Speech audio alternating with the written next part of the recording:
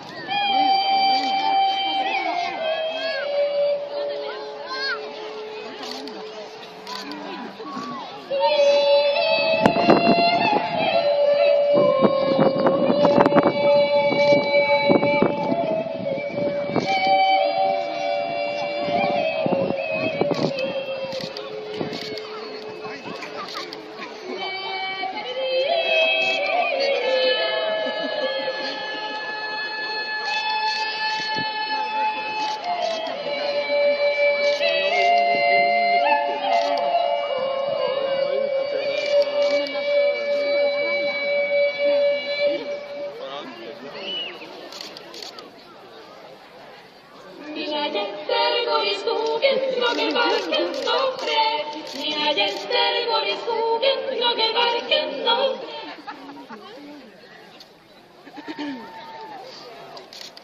Ser de inte glada ut? Jo då. De skuttar de inte. De blir ju helt chockade att få se så mycket folk.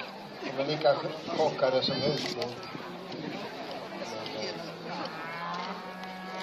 Det är 150 nu som kommer ut här. De var ute hela dagen idag och var på den här follan.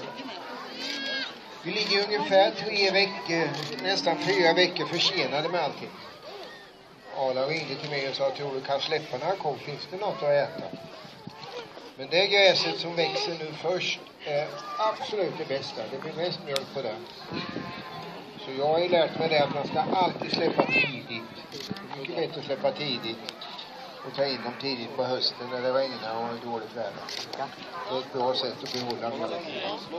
Så därför passar det bra med den fjärde. Och ni ser, tänk vad gräset har växt. Ni ser det på gräsplattan hemma. Och det händer mycket nu. Fast det är lite kallt. Och vi behöver verkligen den här värmen. För vi är, som jag sa, 3 veckor försenade. Vi började inte så här på Öby för 2 dagar sedan. Det skulle vi upp för 3 veckor sedan. Kolla den som kommer där uppe. Men ni får jättegärna komma upp till Öby och titta här i sommar när ni ser 320 djur på bete. Och ni får se hur fint de har det. Och ni får jättegärna gå ner i stallet och se